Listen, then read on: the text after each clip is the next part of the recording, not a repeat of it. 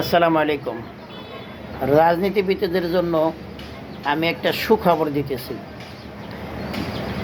বিশেষ করে আমাদের বিএনপি এবং আওয়ামী লীগদের। কারণ এরা মনে করতেছে দেশে আর রাজনীতি ফেরত আসবে না।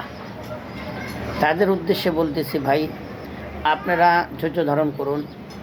যারা বিএনপি করতেছেন বিশেষ করে, তারা অনেক অন্যার সাথে মিলে যাইতেছেন।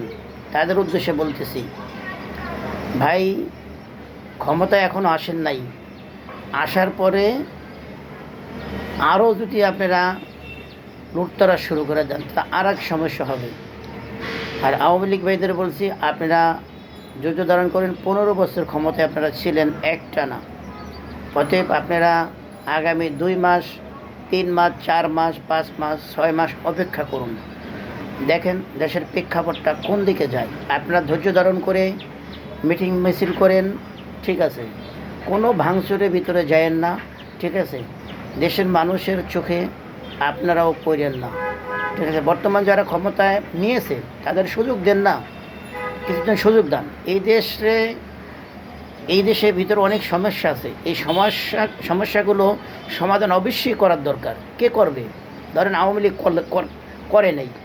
এখন যে সমস্যাগুলো সৃষ্টি হচ্ছে ওগুলো আওয়ামী লীগ আরও 20 বছর ক্ষমতা এগুলো করতো না। এখন যদি আবার নির্বাচন হয়, বিএনপি ক্ষমতায় আসে, বিএনপিও করবো না, তাহলে আপনার এই রাষ্ট্রীয় যে সমস্যাগুলো আছে এগুলো যে সমাধান আপনারা চান না, অবশ্যই সমাধান আপনাদের চাইতে হবে। এগুলো আপনাদের বুঝতে হবে।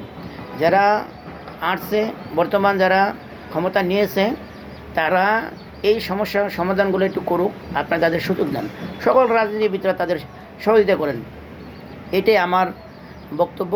তাতেই ভালো হবে, দেশ এবং জাতি ভালো থাকবে।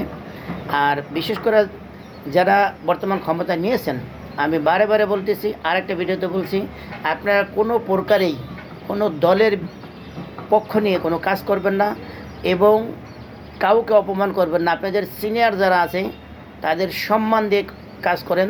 তারা জানি মনে করে না বর্তমান যুবক যারা আছে তারা আমাদের থেকে বেটার কাজ করতেছে, আমাদের সম্মান দিয়েই তারা কাজ করতেছে। এই জিনিসটা আপনাদের ভিতরে নিয়ে আসবেন, ঠিক আছে। এটা আমার আপনাদের জন্য রিকোয়েস্ট থাকবে, বিশেষ করে যারা ক্ষমতা আছেন তাদের জন্য। ওকে, সবাইকে ধন্যবাদ। ওকে, সালাম আলাইকুম।